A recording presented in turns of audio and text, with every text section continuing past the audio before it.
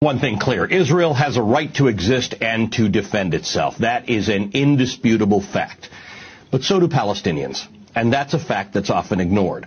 Palestinians are, at best, third-class citizens in the nation of their birth. The idea that it's even remotely controversial to call what Israel has imposed on Palestinians a form of apartheid is laughable. One look at a current map of Israel, Gaza, and the occupied territories conjures up only one other example: apartheid-era South Africa. The Israeli government, on an ongoing basis, declares parcels of land on which Palestinians live to be either of military or archaeological importance, causing residents to be evicted. Sometimes there's a court case, and almost always the Palestinians lose. Yet months or weeks later, that same important land suddenly becomes home to a brand new Israeli settlement. As more and more Jewish settlers take over land on which Arabs live, the occupied West Bank becomes de facto more Israeli and, in the explicit hopes of the Israeli government, more Jewish. This is a long-standing attempt and a deliberate attempt to force Arabs who have lived in that land, sometimes for hundreds of years, out. It's an attempt to dilute their presence, because to have Arabs as full participants is, in the opinion of the Israeli government and their courts, diluting Israel. Just prior to the pandemic, I toured many of the contested areas and homes from which Arabs are being pushed out, both in Israel proper and in the occupied territories. Palestinians don't control the important parts of their lives. Palestinian families are refused permits to build or renovate their homes. When they connect their homes to the municipal water supply, Israeli soldiers sometimes cut the pipes. When they attempt to harness solar energy because their homes are not on the grid, Israeli soldiers literally come and remove solar panels from their homes.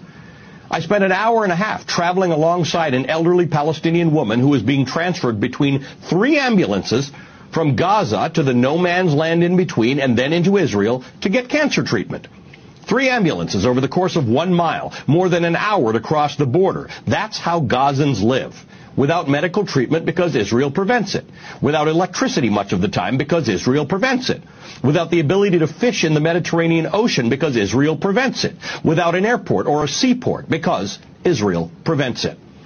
Like Israelis, Palestinians also have a right to exist and to defend themselves. But there is no one willing to help them do that.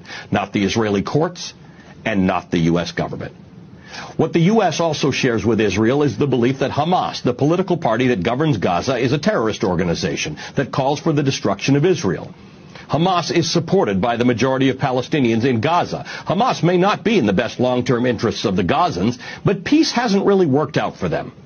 Faced with an Israeli government which pens them into what has been called the world's largest open-air prison, they have chosen a government that most of us wouldn't prefer. One that is not given to negotiation and moderation and respect for its neighbor. Israel needs a new approach to the Palestinians, and America needs a new approach to Israel. After more than 7 decades of not just being deprived of land from which they were evicted, Palestinian frustration runs deep. It may be worth going deeper than what you may hear inside your bubble and understanding the depth to which the Palestinian people are subject to apartheid in their own land, deprived of basic necessities, and subject to relentless civil rights violations. This is not a secret. It's out there for you to see. You just have to look for it.